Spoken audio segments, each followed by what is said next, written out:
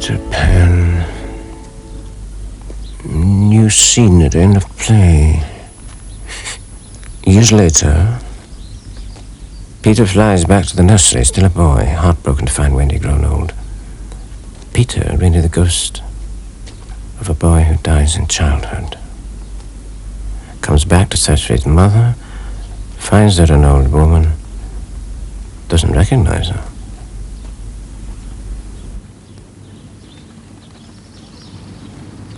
A statue of Peter Pan.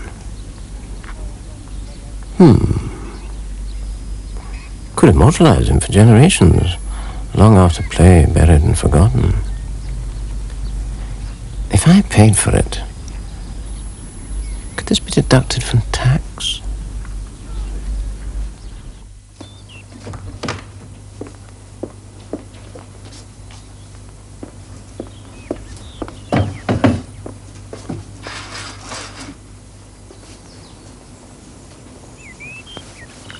Michael?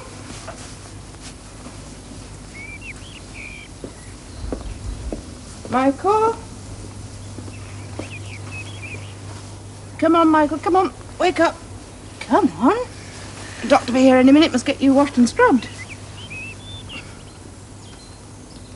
It's such a funny dream, Mary. I dreamt I saw Father's ghost in the garden. But that wasn't the funny thing. The funny thing was, he wasn't a ghost at all. I should hope not. No, I mean, he was real, but I was the ghost. Because when he came to touch me, he went right through me and fell in a river. And I couldn't swim, Open wide. You and your dreams.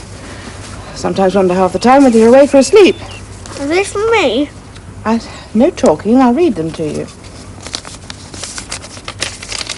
Oh, it's from your father. Dear Michael, I do hope the scarlet fever has fled and you will soon be up and well again. I wonder if your doctor is as kind and as good as mine. I have 3 pretty nurses to look after me, but you have dear Mary Hodgson, who is worth all of mine put together. I've been in hospital so long now that it almost seems like home. Mr. Barrie manages to come and see me almost every single day. He's sitting with me now reading a newspaper. Don't you think Mr. Barrie is a very good friend to us all? Now, goodbye, my dear boy, and see you very soon from your affectionate father. Oh, now, isn't that a nice letter? You must write back as soon as you... Michael, you haven't been listening to a word. Yes, I have. Will you read this one? I said no talking. She's from Uncle Jim. So I see.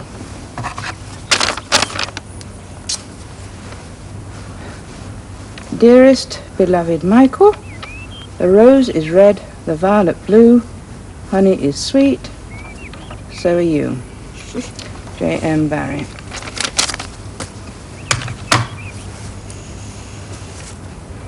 Is it normal? Nope. Take off your nightshirt.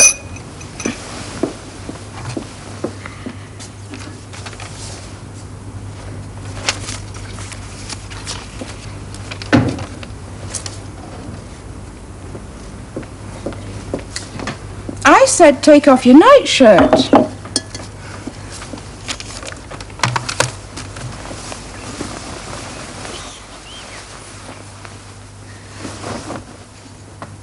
Why do I have such bad dreams, Mary? I don't know, to be sure. I've never had a bad dream in my life, except when I've had to do your mending. Uncle Jim has nightmares. I dare say he does. I wouldn't be surprised if he wasn't to blame for some of yours, too. Why?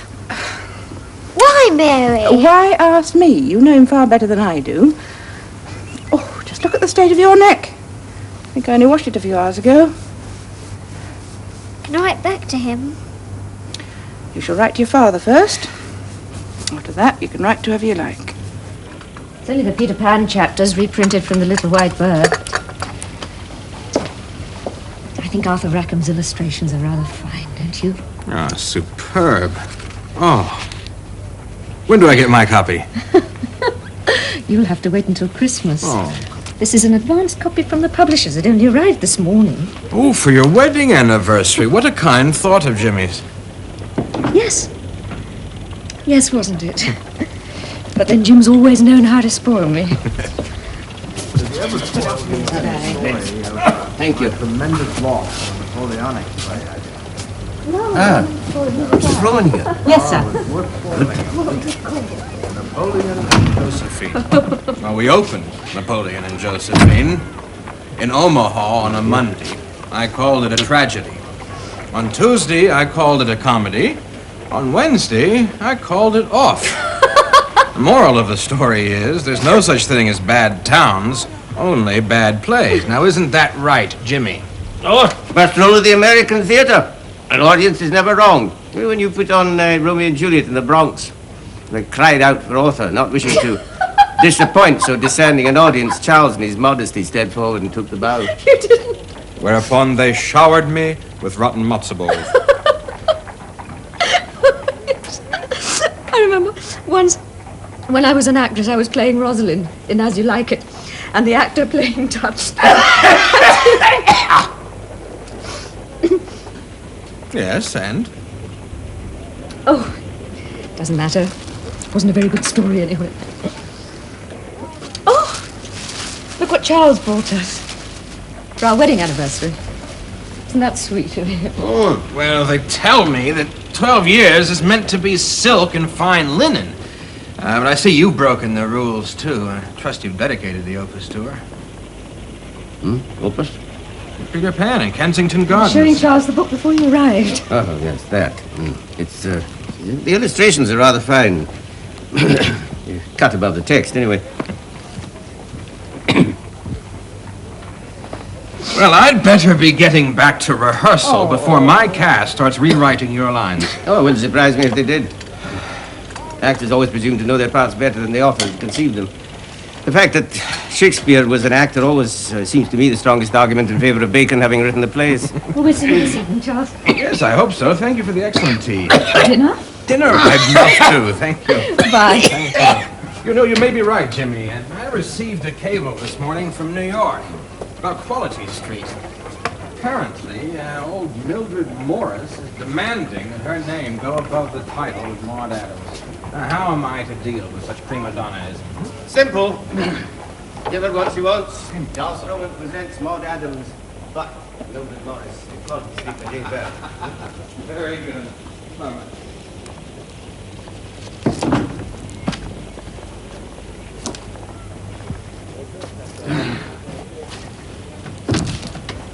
Hope I haven't left any dirty finger marks on. No, I'll get you your present tomorrow. Yes. Yeah, I just completely forgot. Always do. Matter. Anyway, thank you for not... Nothing to thank me for. For my sake, not yours. I'll be leaving for Black Lake early tomorrow, so I probably won't see you before Monday. I've left all the household instructions with Mrs. Benson. Oh.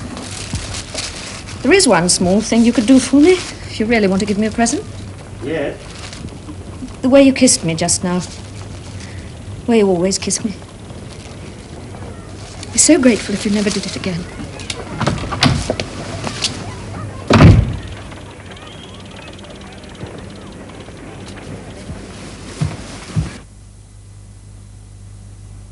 It's been my fault since the beginning. You should have married a better man than me. But can't we make a fresh start? Try and pick up the pieces? She says no. Love is not a broken jug, but spilt wine. You can't pick that up. Too late to talk of love. She no longer wants it. A revulsion when he touches her, etc. But still keeps up the pretense in front of others. Not for his sake, but a woman's vanity.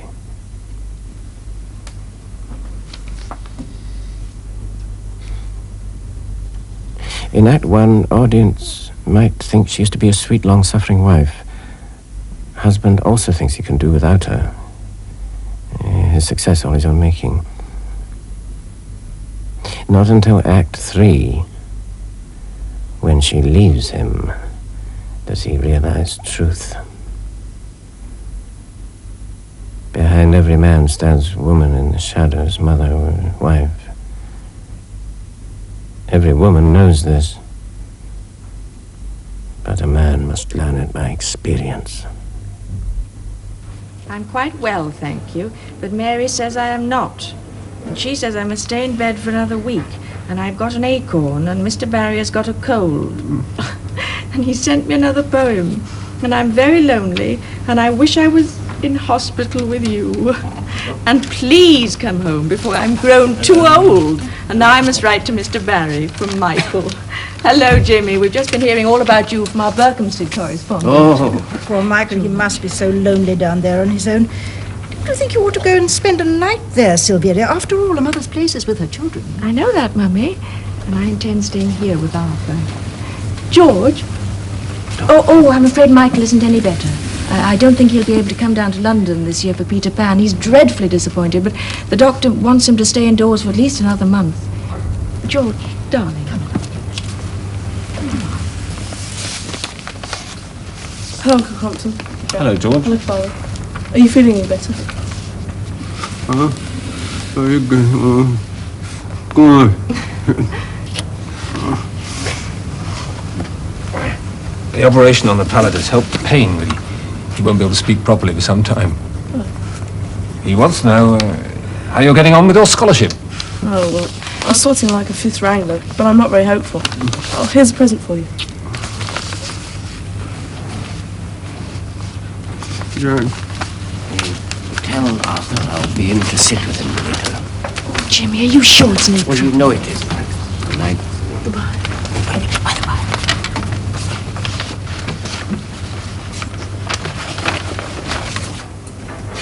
How big is the nursery room at Edgerton House? I haven't the faintest idea. Why? Roughly. I suppose it's about the same size as your study at Leinster Corner. Why? It's just a passing thought. It's past. See you later.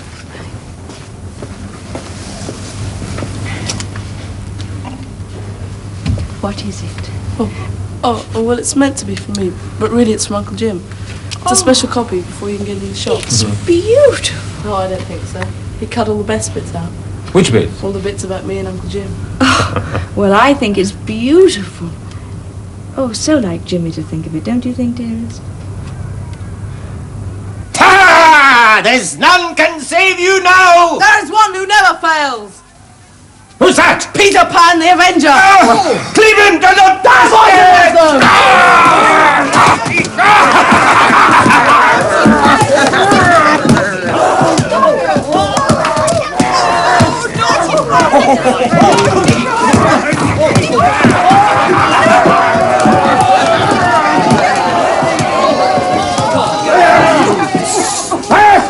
Pop your swords, boys! This man is mine.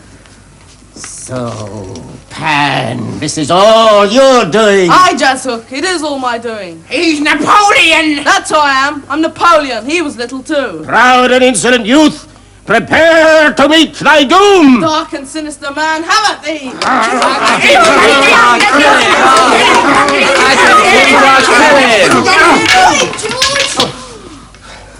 Your turn, Uncle Jim. Your turn.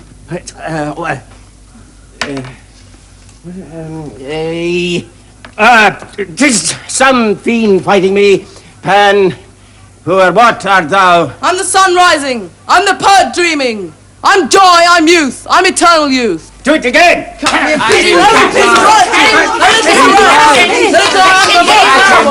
Oh, Captain, yes! Oh, save me, Captain! Captain! Back! Back, you puling spawn! I'll show you now the road to dusty death. No words of mine can express my utter contempt for thee. Hook, thou not wholly unheroic figure. Farewell!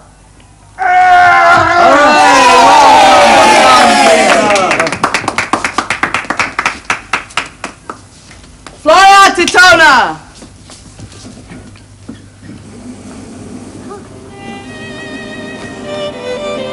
The master and his son were left alone. But the majestic river floated on.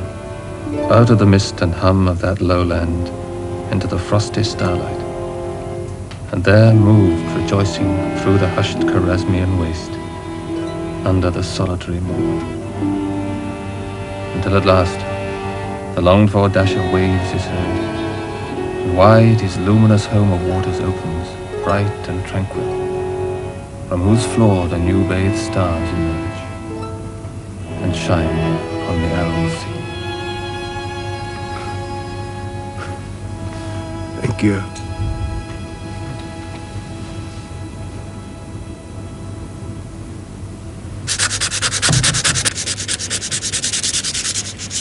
Come in. Excuse me, Mrs. Barrie. There's a Mr. Gilbert Cannon called to see Mr. Barrie. Very well. Will you show him in here? Very good, ma'am.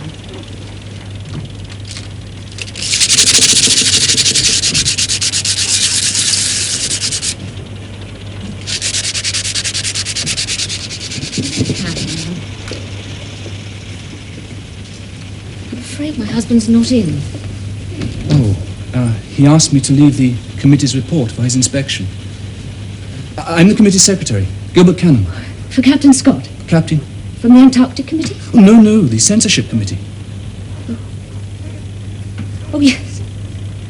You must forgive me. My husband's on so many different committees these days. I get a bit confused by it all. Unfortunately, he's gone down to Eton for the day. Oh, you have a boy there? No. No, just a friend of his who's sitting some sort of scholarship exam. Oh, I see. Well, perhaps you'd be kind enough to give your husband these. He'll be needing them at dinner tonight. Tonight? The Home Secretary. Well, he is having dinner with him tonight, isn't he? Oh, yes. It's Friday, isn't it? I was thinking it was Thursday. Yes. Yes, we are. Well, these are the amendments he wanted in here. I've marked them in pencil. And this is the draft proposal. If there are any problems, I'll be at the Royal Court Theatre all afternoon. Fine. I'll give them to him as soon as he gets back. Thank you.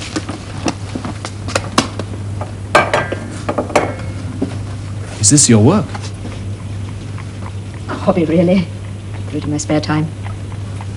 Your husband has a very talented wife, if I might say so. Thank you. Well, goodbye, Mrs. Barrie. Mrs. Benson will see you out.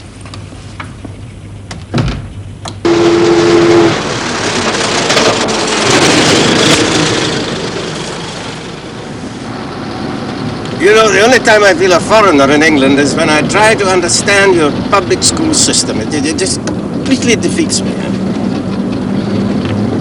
Did you see George when he went in to face the examination firing squad? He had Floriat Toner written all over his smile. He's in love with the place. Nobody even let him in yet.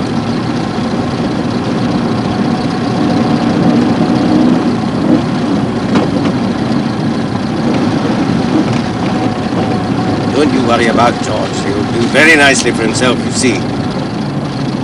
Don't kiss me, Mother. There's a sport. Whatever you do, don't blub. Do you realise I haven't cried since that day in the hospital? I broke down on your shoulder and cried like a baby. I've got no emotion left. I'm dried up, numb. Of course you're not. Your heart beats bravely as ever. Oh, Jimmy, for heaven's sake, stop being so sympathetic. I need you to shake me to my senses, not suffocate me with kindness. I can't laugh, I can't cry. I'm just a vegetable, and I'm vegetating in self-pity.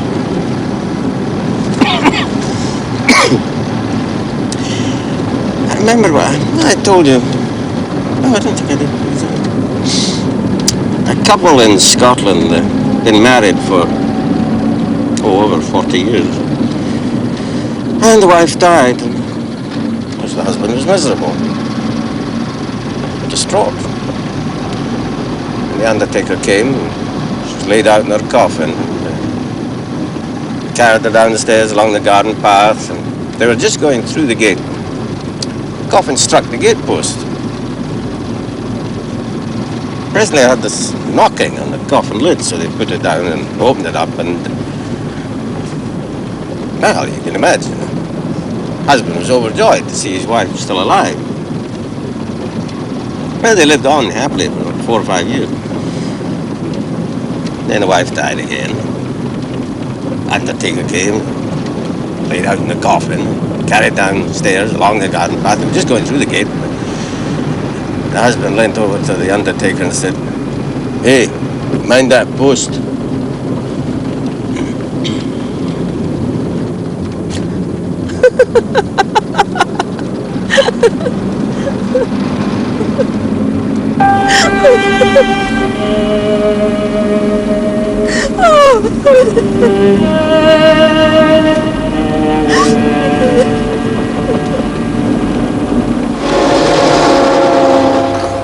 Told me you were going out to dinner with the Home Secretary. I felt such a fool not knowing. But what's it all about, anyway? I didn't even know you were interested in censoring plays. The committees for the abolition of censorship. Well, there you are. That Mr. Cannon must have thought I was a complete idiot.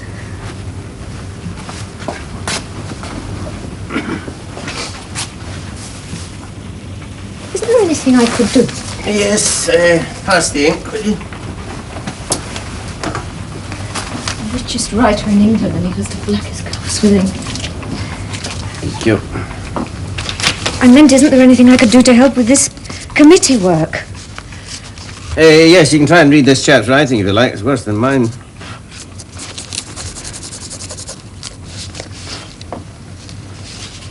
Would you like me to typewrite them out? You can't typewrite. I could learn. On the machine I gave you, you never use it. All right, if it amuses you. I'm going to be sitting up with Arthur tonight, so don't bother to wait up. Can I really? Can you really what? Typewrite these papers. I just said you could, but I can't for the life of me think why you should want to. They'd be of use to you.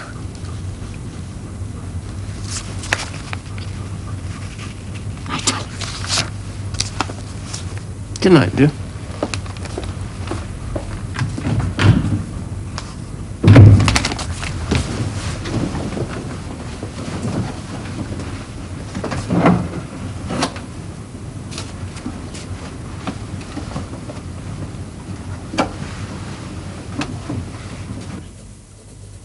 For June the 16th, my Michael's 6th birthday. We shall all be coming home on Thursday, in Mr. Barrie's motor car if it is fine, and I will bring my present to you then. I want so to tell you about Father, who is so brave, and you'll be so proud that you are his son. I don't like being away from you on your dear birthday, but it will not be long now. Oh, my little Michael. Won't it be fine when we're all together again? Father does so want to be back with his sons. He still cannot talk properly, and when he comes home you'll have to try and guess what he's saying, as Mary does for Nico.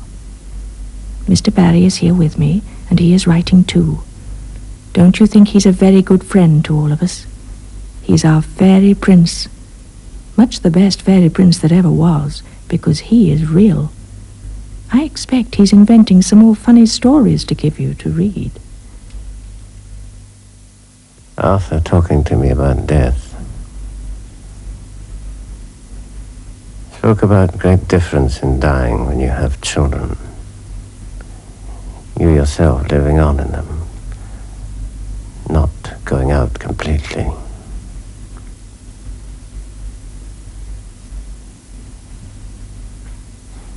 Could work this into story of dying man who yearns for a second chance to live life over again. Perhaps he has no children of his own. Curse of his life could be that he's never had a woman. Blames women for this, but really his own fault. A black spot was in him there since birth. It could be a play about two men, each trying to overcome some accursed thing inside them. One physical disease, a la Arthur, the other mental, spiritual. Each tries to fight it. But it gets us both in the end. but it's political support we really need. And I just don't see how we're going to get it. Well, the Home Secretary assured me that if we could find enough eminent authors to support the petition, he'd be prepared to lay it before the Commons for debate. So I suggested our next move is to draw up some kind of draft stating our case and put it out on a circular basis.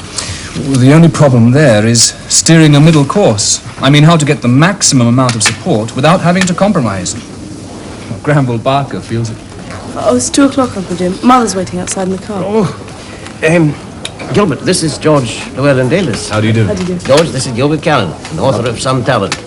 Unlike my good self. Hello, George. George is the one who started it all. Started what? Longest story I shall never write. His father's been in hospital, but today's the great day, isn't it? Yes, we'll take him home in Mr. Barrie's motor car. You will give him my fondest Yes. love, We'll won't draw you? up something along those lines. And to your mother. Then we Yes, can of discuss it. Fine. I'll leave it with Mary. Fine. Goodbye, George. Goodbye. Goodbye, dearest. I'll see you. No.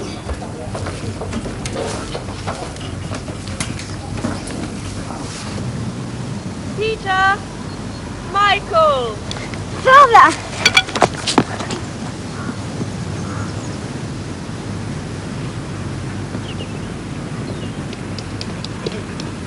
Father! Hello, dear boy. Hello, Father. Where's Uncle Jim? He'll be out in a minute. Father's got his birthday present for you. Oh, thanks. Hello, Father. Can I show you my rats? No, you can't. I haven't shown him my butterflies yet. I wanted to give you a first edition with plates, but your mother thought if you know. Give what? Give you nightmares, darling. Oh. Why? Well, they're very... Oh, it doesn't matter now. Why don't you wheel Father round the garden? Michael, look what Uncle James brought you. Oh, please, may I go and open it? Well, no, darling, no. I really don't think you would. Let him go if he wants to. Uncle Jim! Come on, then. Why is he called him Uncle Jim? Why not? He's not our uncle. Now, Jack, I think Uncle Jim suits him very well. Now, who's going to show me around the garden? I will first. No, we all will. Let's show him the blackcap's nest first. No, I was first. I want to show him my rats. Look, Mother. Look what Uncle Jim's given me. Well, that's lovely, darling. May I put it on? Yes, yes, of course you can. Let Nico help you.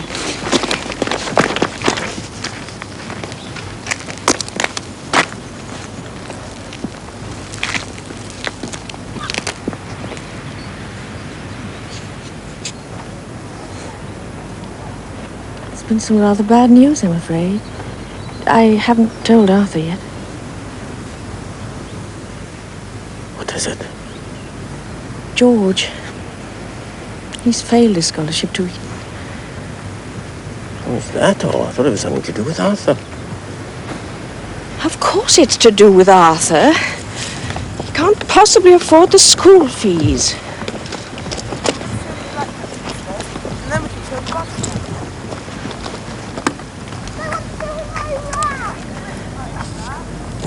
You're forgetting my promise.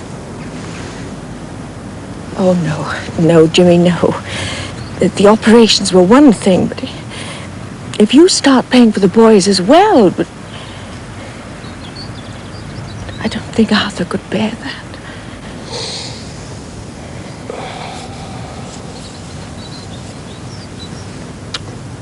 Do you know how much money Peter Pan has made since it opened? What's that got to do with it? Just over £500,000. And that's not including America. Now, where would Peter Pan be without George? Do you think he deserves his share of the spoils? Even if it is only to send him to school. There's the others. We can't just send George to Eton. It wouldn't be fair on the others. Oh, don't you worry. I'll get my money's worth out of them yet. You'll see. Thou art so sinister man. How that be? I don't know what we'd have done without Mr. Barrie. He'd been so kind and generous. Would it done all right? What was that, Jack? Nothing, Father. I think it was something. Peter, Yes, Father? would you like to show me your rats now? Shall I get them? You shall. Jack, I want you to listen to me. Don't think I don't understand how you feel about Mr. Barrie. No one understands that as well as I do, because it's how I felt about him myself. The only thing we ever had in common was our mutual love for you boys. And no father likes to share his children with another man. But I have heard so much from him that is wise and good and true that I have come to regard him as a brother. His love for you boys is my one great comfort when I think of the future after I'm gone. But you're better. Mother said so. There's always a chance. But It's not true, Father. believe me, I'd howl if I thought there was any use. But I want you to be brave. Like I'm feebly trying to be brave. We mustn't think of ourselves. Us boys! That's it, that's better. Look straight into the camera. Let's hear that drum beating inside of you. You stand there. You just look through this. Won't be a minute. We, the undersigned, protest against the present censorship of plays, an office instituted for political and not the so-called moral ends to which it is perverted. An office, authoritarian in procedure. Wait. Autocratic. Autocratic? Procedure. That's Why very not? good. Autocratic. Yes, that's better. Autocratic in procedure, opposed to the spirit of the Constitution and contrary to common justice and to common sense. Oh, I love Very good. The lovely moment. We assert Finest dream in the world. That it is early morning and I am out on a Highland road. It is a time before I knew anything of the world and its pain and sorrow. I am a boy again. Everyone I have loved is still alive. It is the morning of my life. The following authors have already promised their support: J M Barrie, Harley Granville Barker, Gilbert Cannon, Joseph Conrad, Galsworthy, Thomas Hardy, Anthony Hope, Ray Houseman, Henry James, John Macefield, A.W. Mason, W. Somerset Maugham, George Meredith. Hello. Yeah, yesterday morning. One. He offered his full support. Oh. George Meredith, Sylvia. Gilbert Murray, George For you. Bernard Shaw, Algernon Swinburne, H.G. Wells, and W.B. Yeats. We hope that you too will lend your support by signing the enclosed and returning it at once to J M Barrie, Leinster Corner, Lancaster Gate, London West. Yours truly, etc., etc. Does that sound better to you, Jimmy?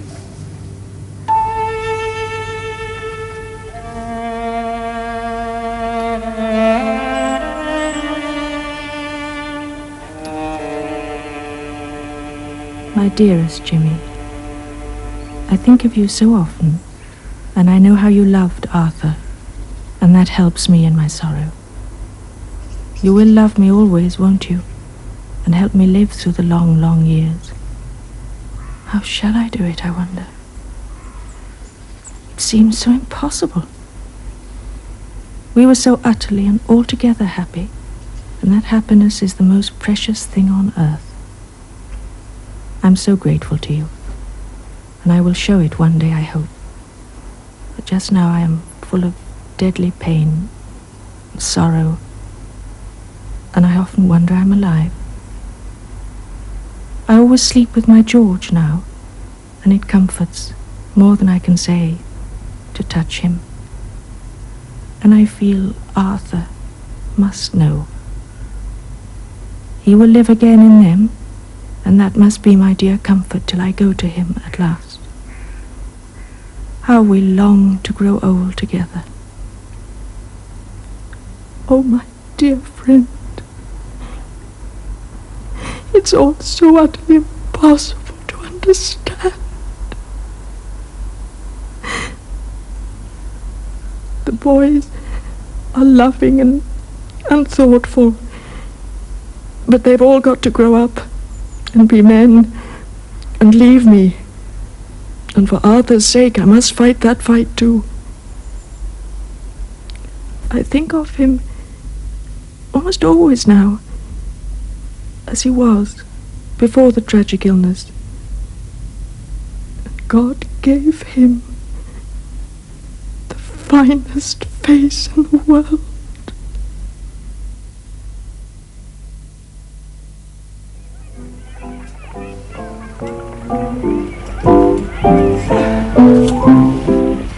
That right, Mrs. Arthur? Yes, I think that's right, Mary. I sometimes wonder if those boys ever realised that the soft pedal wasn't built into the piano for nothing. Let Jack play the piano as loud as he likes. Oh, this one will be finished in a moment.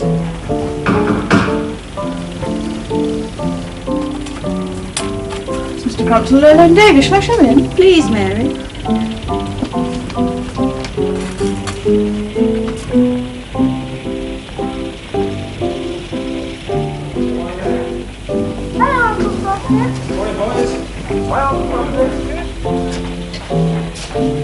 Good morning, Sylvia. Morning, Captain. How's the move going? Well, I think they fit in rather well, don't you? Very attractive. Would you like some coffee? No, thank you. I only stopped by to see how you were settling in.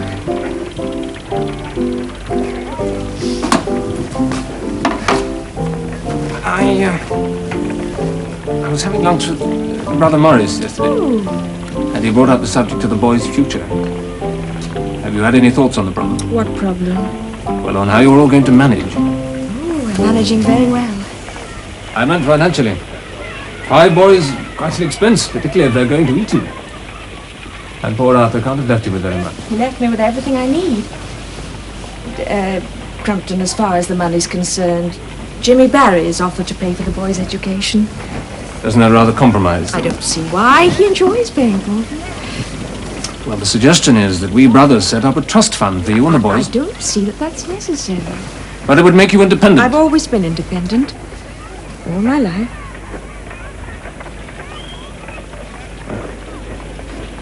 As long as you know what you're doing. Still, if ever you find the boys becoming too much of a handful, next holidays, for instance? That's very thoughtful of you, but... well, actually, next holidays, well, Jimmy Barrie has invited us to Switzerland. Well, perhaps the summer, then.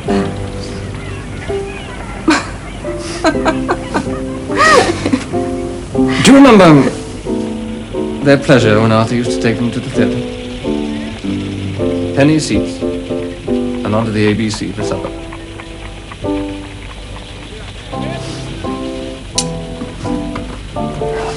Bye-bye. Bye. That's all right. I'll see myself out.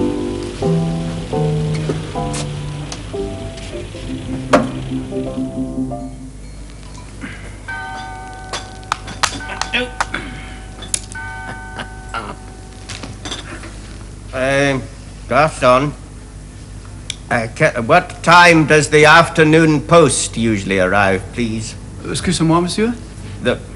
Il veut savoir à quelle heure arrive la poste. Eh bien, monsieur, la poste arrive à 16h30. Merci. He said 4:30. Merci. Your turn.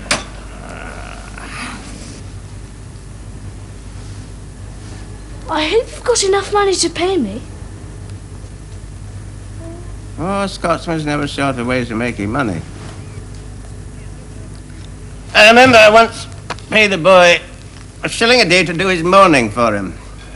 His mother had just died, and he was finding it rather uphill work to look solemn, especially as the football season had just started, so I volunteered to do his mourning for him.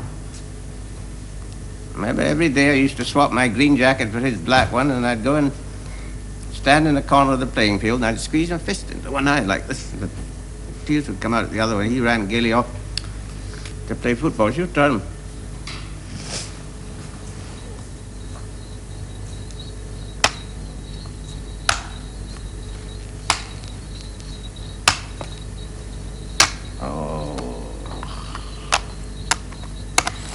That's another 10 francs you owe me.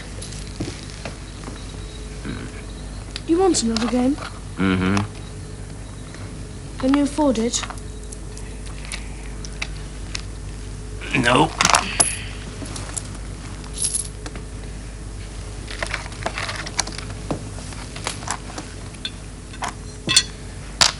I love crying. It makes me go all misty inside. But nothing much makes me cry anymore. I used to lots, but not anymore.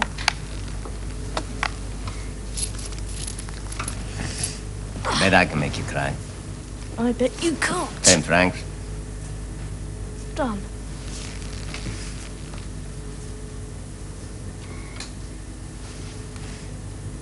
Am I for a story? Oh, no, just a thought. About me? About your father. You can't make me cry about him. I thought I would forever, but I didn't at all except for a bit. Mother still cries, though, doesn't she? Do you love her? Of course I love her. More than Mrs. Barrie? You shouldn't ask questions like that. You said I could ask you anything in the world. When was I so rash? When we were playing the game. That was only in the game. Well, let's play the game now. I'm bored of winning drafts all the time. Anyway, what have you written down? Michael said, did Father leave me anything in his will? I said, yes. Disease of the liver. You never said that. Well, next time. Let's play the game.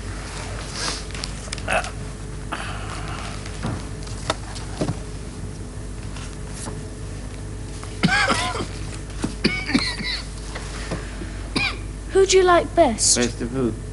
Me and Nico and Peter and Jack and George. Well, Oh, and you're not allowed to say all the same. Jack. Liar. Peter. Liar. Well, if you know the answer, why ask the question?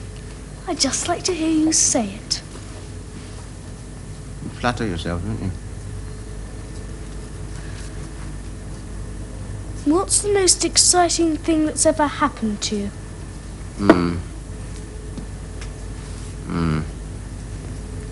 Most exciting thing that ever happened to me was something beginning with M. Money? Besides money. Mother? Warmer. Michael! Me! You can see the balls, even me. But it is me, isn't it? Oh, do say it's me. I won't tell anyone. All right. Well, it pains me to confess it, yes. Me is the most exciting thing that ever happened to me. Not you, mind. Me. But at least I'm the second most exciting thing, aren't I? Oh, no.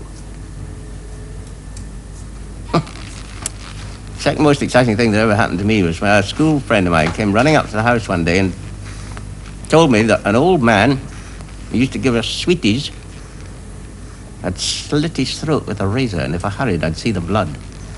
Did you? I most certainly did. It was just about the most thrilling thing I've ever seen. There was enough blood to make us black puddings for 6 months. And now it's my turn. Why don't you go skiing with the others? To be with you. Till death us do part. Hold out your wedding finger. Why? Go and blow a smoke ring on it. But we're both boys.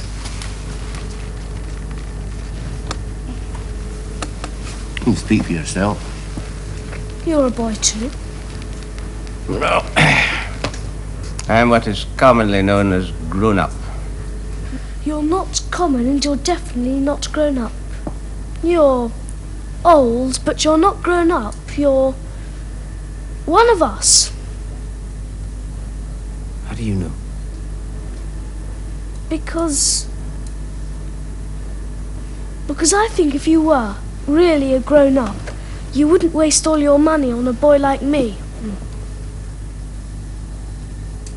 You presume to know me very well, don't you? Inside out. Without a doubt. Is how I see the mystery of J M B. Quite the coming poet, ain't I? To be a poet is a great thing. But to be a poet and not to know it is the most glorious thing in the world. Besides, there's no money in poetry. Maybe not. But there's a lot of poetry and money. Hello, Uncle Jim. I've had an absolutely spanking time. I shall never be any good at it as long as I live. When you fell over. Gilbert the Filbert took us Lucy on Rocher, and then we drove over to Montreux for lunch. I got a bit tipsy. Where's your mother? She's downstairs in the billiards room with the others. Come on, we're going to have a slosh tournament. Oh, I did love all that tobogganing. No, I've still got a lot of work to do. So is Mr. Cannon. Well, don't be long. No. Has there been any news? Yes, Frohman telegraphed to say the Lord Chamberlain had banned Granville Barker's plays, so we'd better draft some sort of reply. Oh, that's wonderful. Really? It's just what we've been waiting for. You better go with George. I'll be down late. Can't I stay with you? You'd be wasting your time. There's no money in it. Looking for something. Make a test case. Michael, What's the matter? I don't want your money.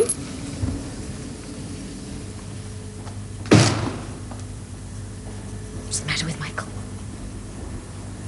It's the poet in him. It's just a game we play. But why has he banned the play? Lord knows. He doesn't have to give a reason.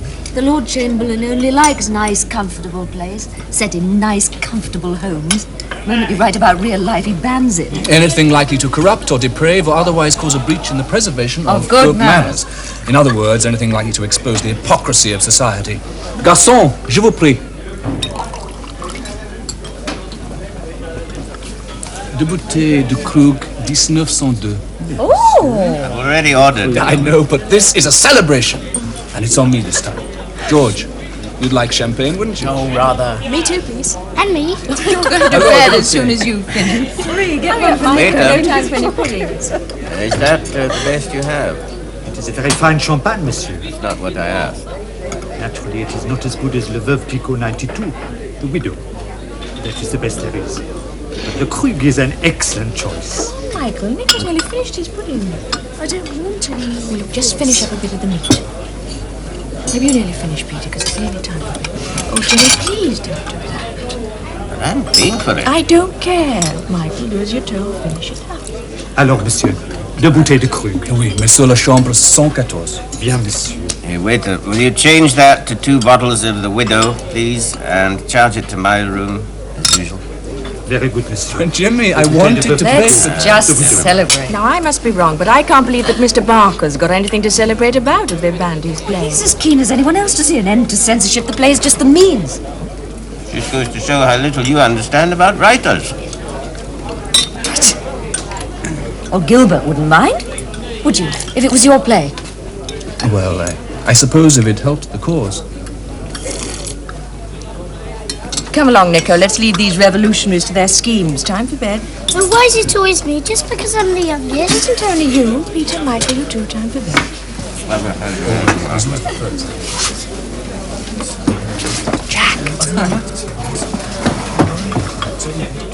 Michael, stay a little longer. No, Jimmy, it's not fair in the others. Say the good night. Good night. Good night. Good night, Peter. Good night, boys. Nico. Good night. You know, Jimmy, Sylvia's right. You really shouldn't spoil Michael so much. It's not good for him. Since when have you been an authority in bringing up children? Yeah, I hope so. Yes, that'll do nicely, thank you. Monsieur. I wonder why Uncle Jim's in such a bad mood. Come on, Nico. He's not in a bad mood. He's just not in a good mood. That's all. Mother? Oh, what is it? Michael, help me! Quick! Mother, are you drunk? Don't be stupid. For heaven's sake, stop it. Rob, quick, go and fetch Uncle Jim. Oh, Peter, I'm all right. Go on, quickly! It's all right. Mother.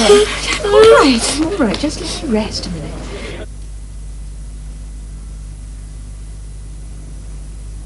Don't leave me. I'm still here.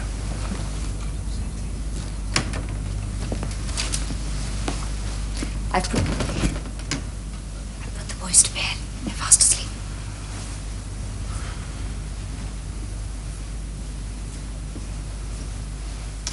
Come on, Jack. George.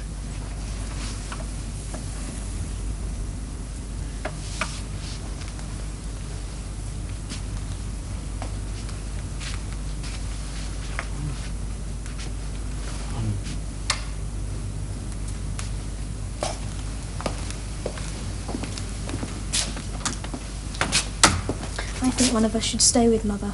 She'll be right. She's got Uncle Jim. I know, but I still don't like The to leave her. doctor's given her a sleeping draught, so let's leave her to sleep in peace.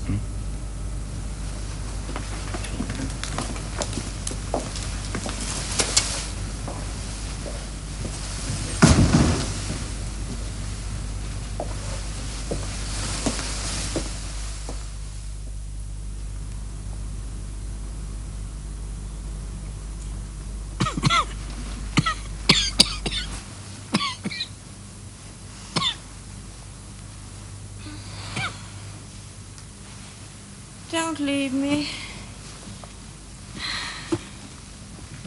Arthur, don't leave me here without you.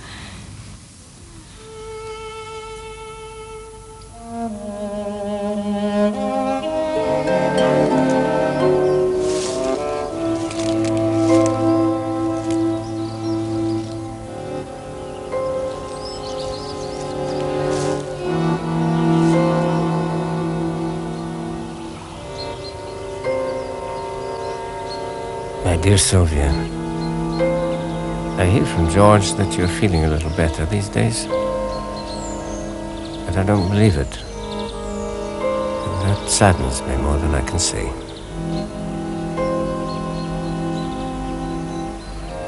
How I wish you were all down here at Black Lake, which is where you belong. I feel the boys are all growing up without my looking on. And I grudge every blank day without them. I can't picture a summer's day that does not have Michael skipping in front of it.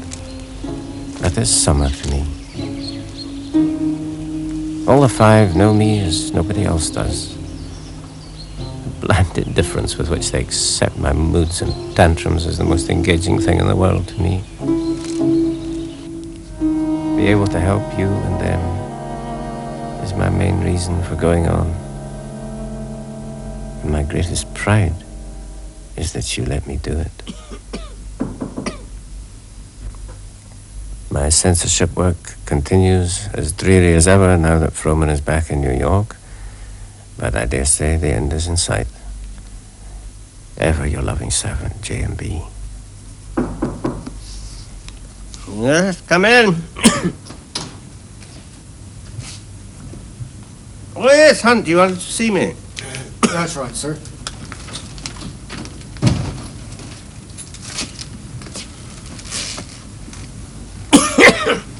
What is it? Well, sir, It's like this, sir.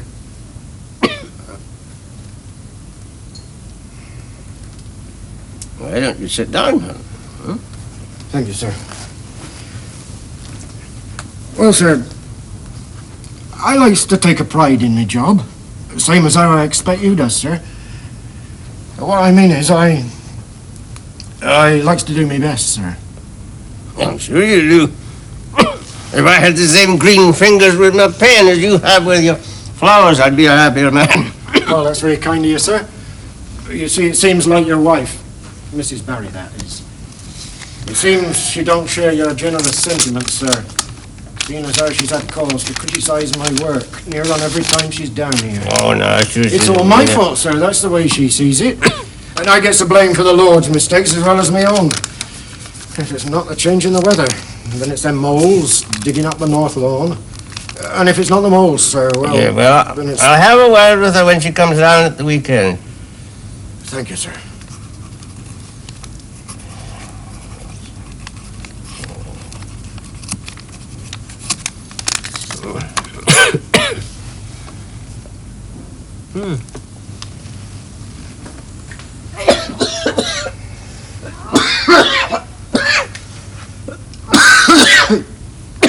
Was there something else? Well, yes, sir, as a matter of fact, there was. You see, the wife and me have been doing some talking. She thinks there's one or two things have been happening in the house that you ought to know about, sir. What sort of things? I hope you'll forgive me, sir, but may I speak frankly? I'd be obliged if you would, Hunt.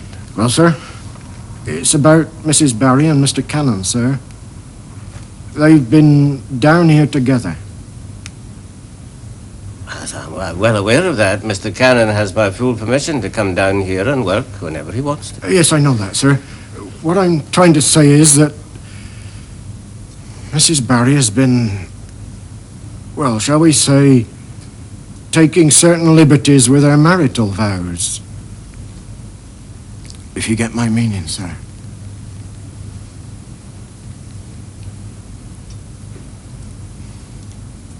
Are you trying to tell me that Mrs. Barrie and Mr. Cannon have been making love together? Thank you, sir. That's exactly what I've been trying to tell you. The wife's known about it for a good many months. I knew she had something on her mind, and the other evening I asked her what it was, and she said it was about the way that Mr. Cannon had been carrying on with Mrs. Barrie. Then she started pouring the whole story out, how she'd gone into Mrs. Barrie's bedroom one morning and found... Thank you, Hunt. There's no need to say any more. It's the truth, sir. I dare say. But I don't wish to hear any more now, if you'll excuse me. Yes, sir. Of course, sir.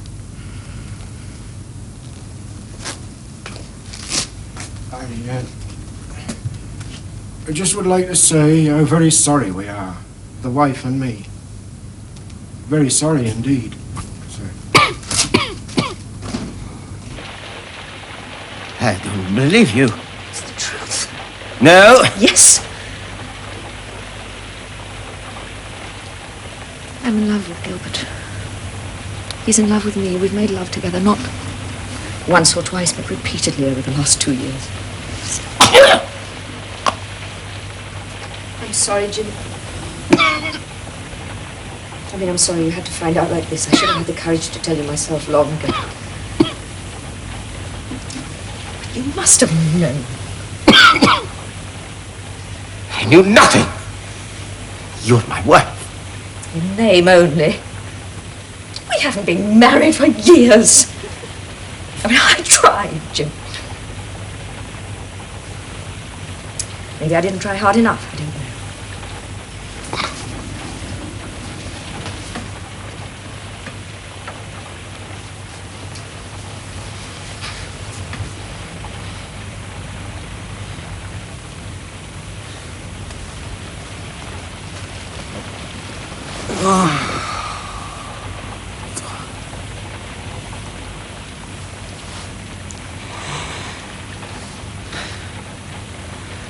All right. But the past is the past. If you promise never to see Callan again, I'll forget it ever happened. I don't want to forget it. I want a divorce. A divorce? Gilbert and I want to get married. You're twice his age. It's unthinkable. Not to us. I won't hear it! Why not? Because you're my wife! That's no answer. You don't love me. Don't tell me whether I love you or not. I'm telling you I love you. If you really love me, you'd care a little for my happiness. Of course I care. Let me go. Give me a divorce. Well, I know a divorce means scandal. Think of Cannon if you won't think of me. Gilbert and I know perfectly well what it would mean. We're prepared to take the consequences. Well, I'm not.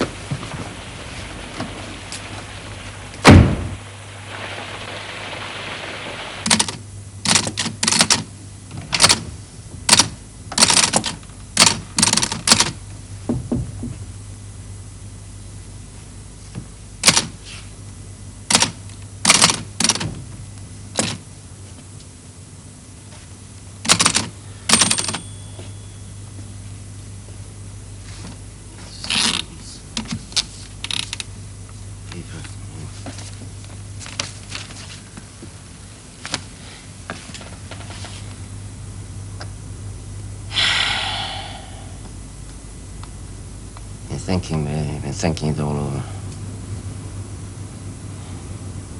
You're right, you never should have got married. I said that at the time and you wouldn't listen.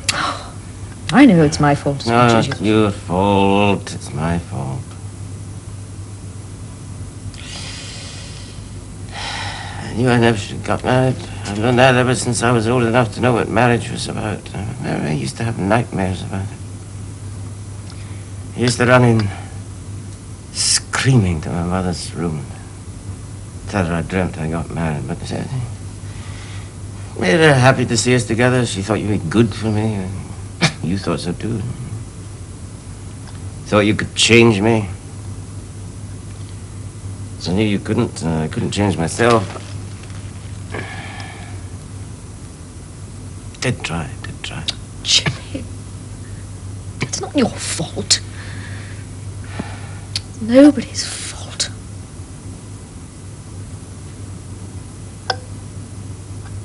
It's Mary Cannon.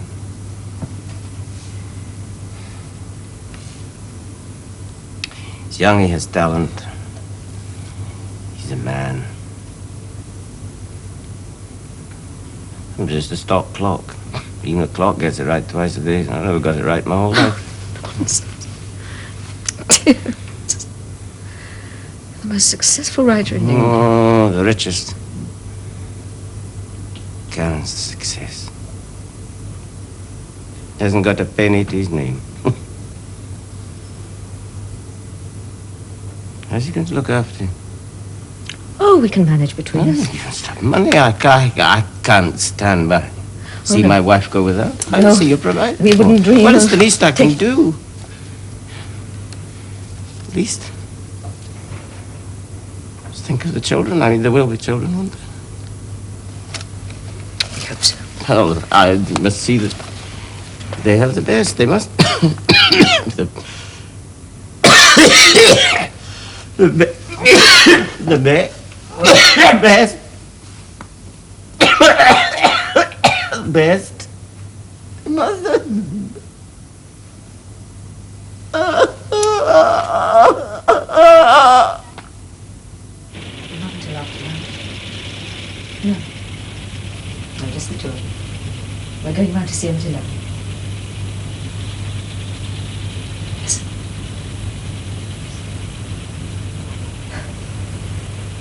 All right, Auntie.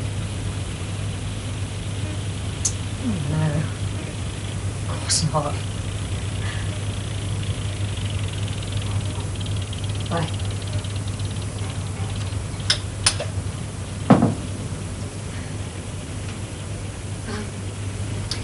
Gilbert says he'll have the committee report finished by this afternoon, so I'll bring it back with He also wanted me to thank you. Thank me? For what? Well, for being so understanding. Give up, Canon. What? I said... Give up, Canon. Jimmy, we agreed. Agreed nothing. Please me. I can't stand the loneliness if you leave me. You won't be lonely. You've got plenty of friends. You've got Sylvia. What's Sylvia got to do with it? She's always meant far more to you than I ever have. You'll still have her. And if we get divorced, I don't see why you and she can't... Sylvia's a married woman. Jimmy.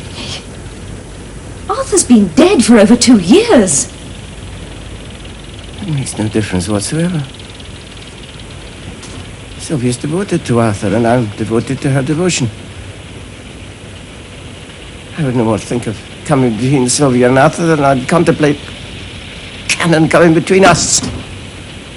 Jimmy, I thought... Harry, I beg of you. Promise that you'll never see Canon again, and I'll forgive you for everything. But you understood. I don't want forgiveness. I want to marry Gilbert, and nothing less than a divorce will do. I will not allow it!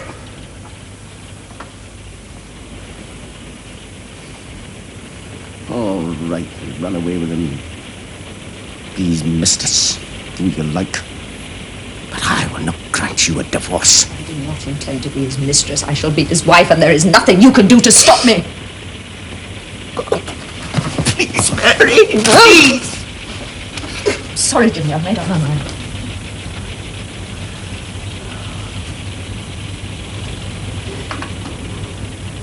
If you won't grant me a divorce, I shall apply to the court for an annulment. You can't. I could always say our marriage has never been consummated.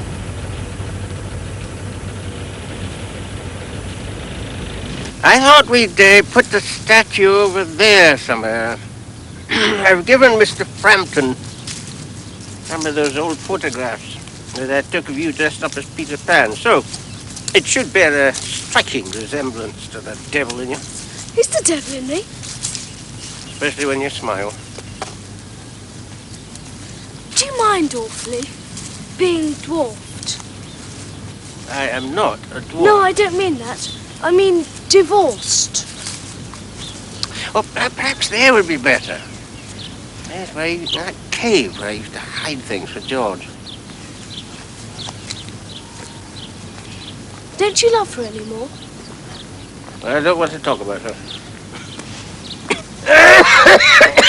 You shouldn't smoke so much. It's very addictive. Who are you? Not for always, I shan't be.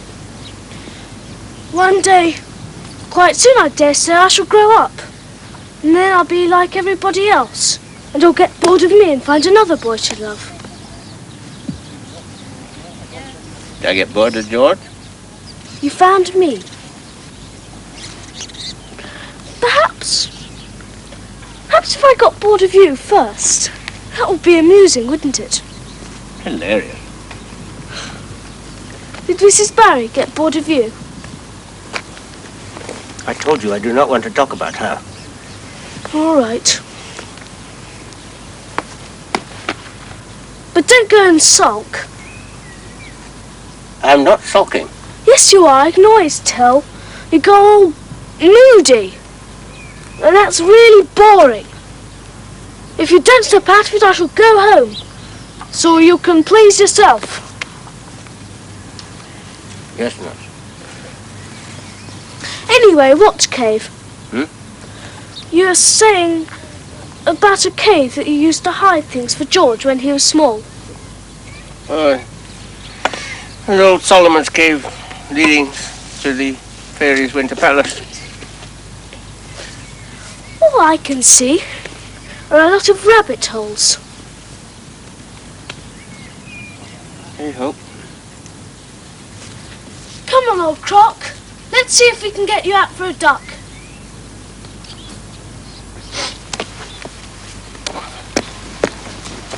I'm sorry, Mummy. I've made up my mind. I suppose we have to thank Jimmy Barrie for this little brainwave. It was my decision, not his. I'm doing it for my sake as well as the boys. Well, London gets so stuffy in August. I wouldn't dream of letting a little thing like this stand in my way. But dear child, you're ill. You can't just...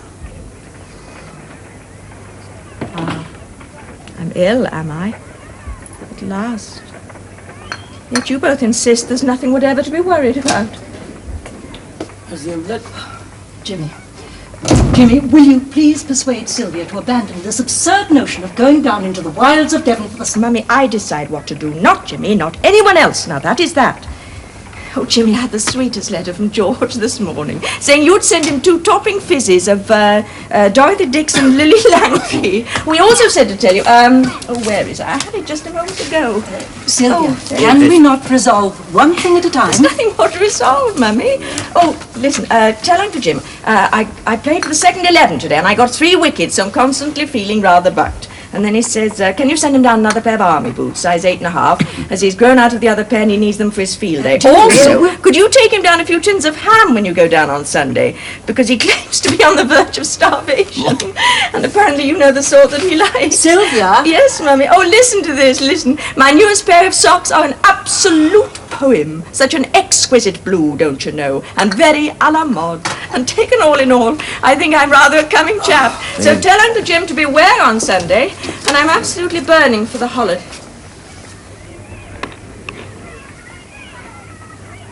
For the holidays.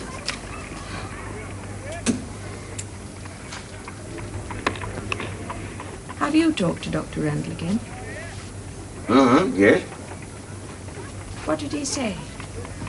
Oh, yeah. He said if Sylvia wishes to go to the country, then Sylvia must have what she wishes. What did the X-ray photographs show? Oh, you don't want to take any notice of X-rays. I remember I had my throat X-rayed once. I think it's selling as a picture postcard of the Swiss Alps now. Jimmy, you're the only one I trust. What did he say? Nothing. It's cancer. No, of course it isn't. Why is everyone being so secretive? Why is dear Mummy making such a fuss about my leaving London? Why have I got to have a nurse? Why can't someone just once, Jimmy, just once treat me as an adult? Just tell me what's wrong. Sylvia, they don't know what's wrong. Of course they know. Randall knows and Mummy knows. You know.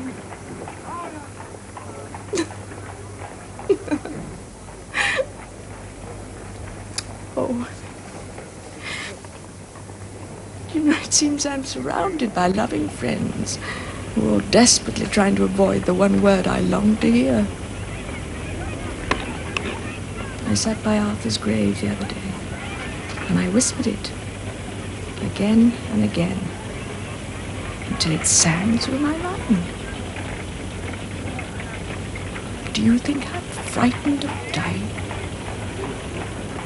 Uncle Jim? No, not for yourself.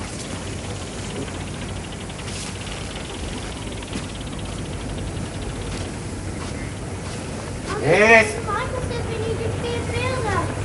Well, don't I have any decision in the matter? Oh no, Michael's already decided to. Come on. All right.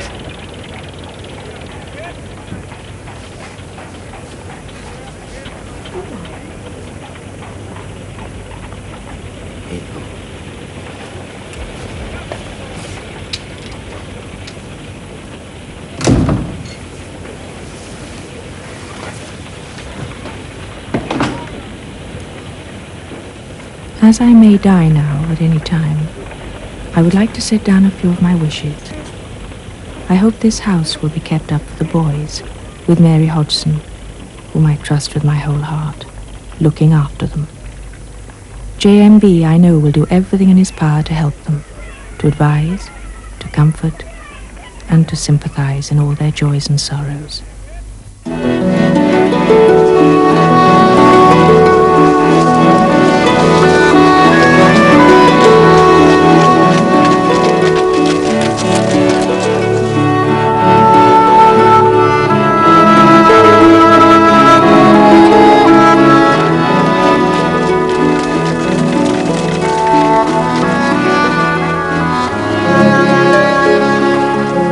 I do not want my Michael to be pressed at all at work. He is not very strong, and his nightmares worry me.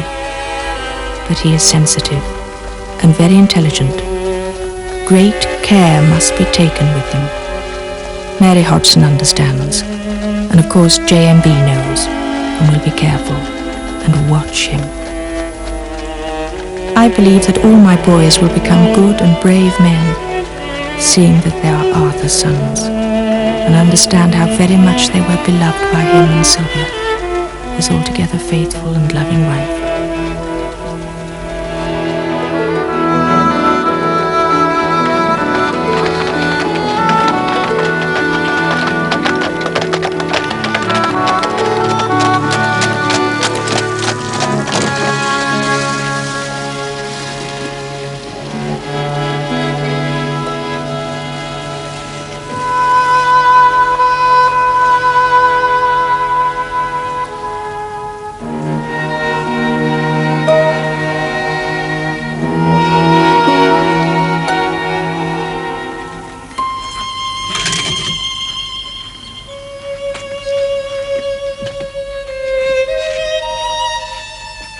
I hope for my soul that they will all marry and be tender husbands and have children and live long and happily and be content to be poor if it should be so. I do not wish any of my boys to look at me when I am dead. Let them remember me at my best, and when I could look at them, that must have been the best time always, because I love them so utterly. I should like all my dear ones' love letters to be cremated with me and lie with me and Arthur in the Hampstead churchyard next to beloved Papa. I do not want any of my boys to go to my funeral, nor do I want it to be made into a long and gloomy day for them. One thing I'm certain, that J M Barrie will always, that J M Barrie, the best friend in the whole world, will always be ready to advise my boys out of his love for death. Strange how everyone fears it except the dying. Perhaps this is the secret of the Mona Lisa's smile. Release from the dungeon world, return to freedom not known since childhood. Child being born as mother dies could work this into ghost mother story. They pass each other in their different voyages, the one landing, the other setting sail. And which voyages with the most confidence? The dying or the child? We are never so confident between times. It all seems so easy at the beginning and the end.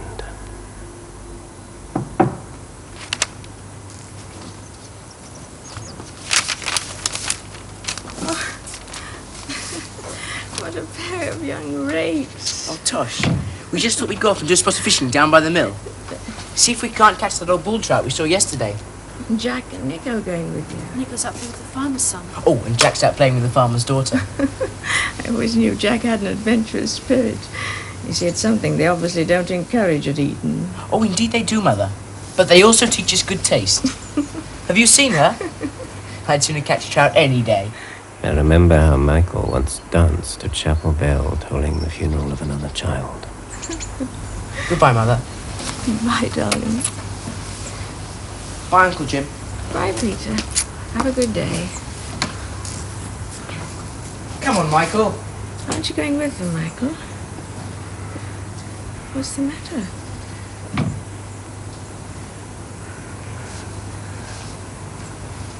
Come on. Tell me. What is it?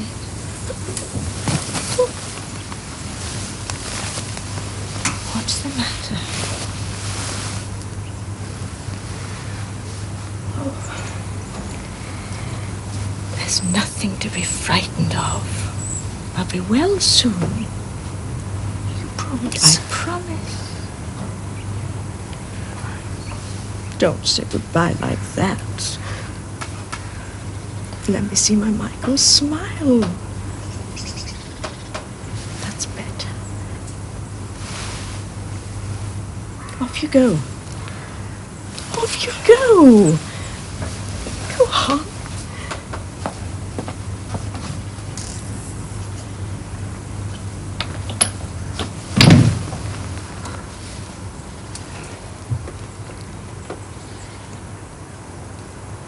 Jimmy, can you pass my mirror?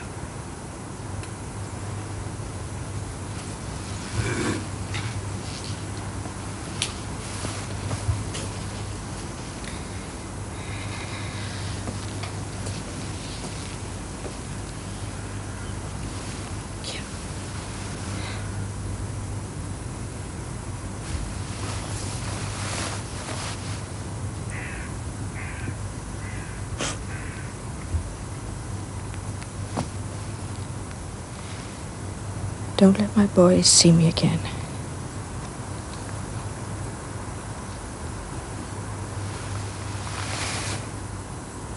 Yes, they are. Yes, they are.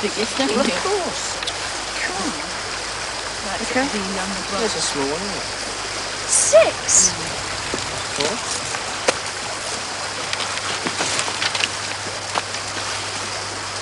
Right, you all ready? Yeah.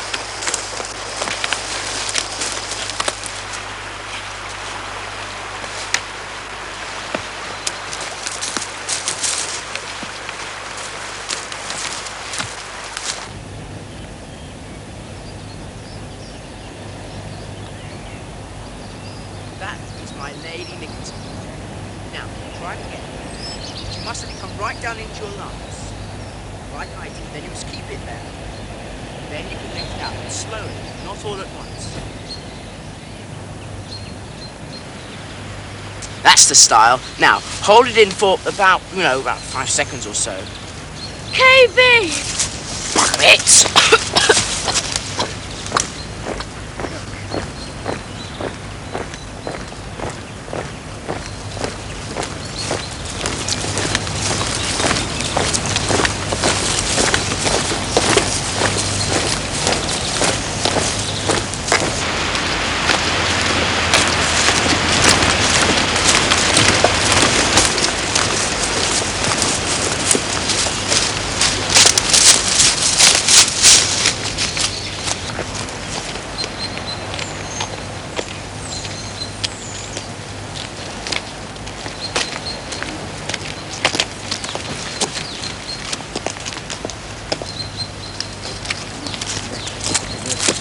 Hello. Casanova. Catch anything? Yeah, thanks. Oh, good. How did you get on there? Quite well, thank you. No? Oh, it's all great. You know it's working so hard.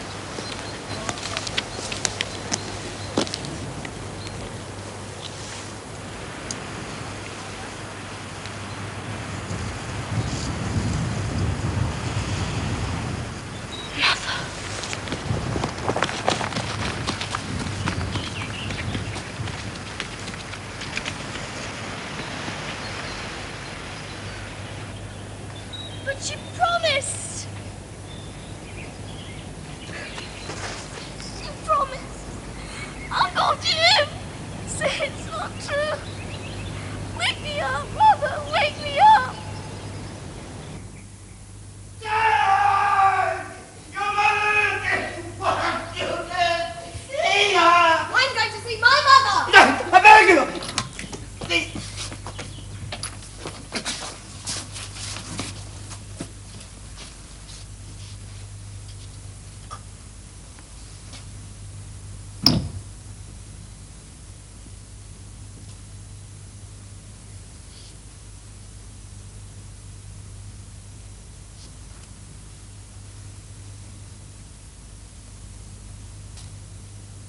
What's this?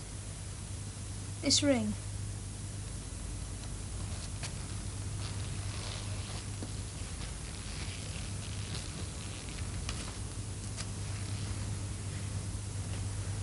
It's an engagement ring, Jack. I gave it to your mother to try to understand. I understand, all right.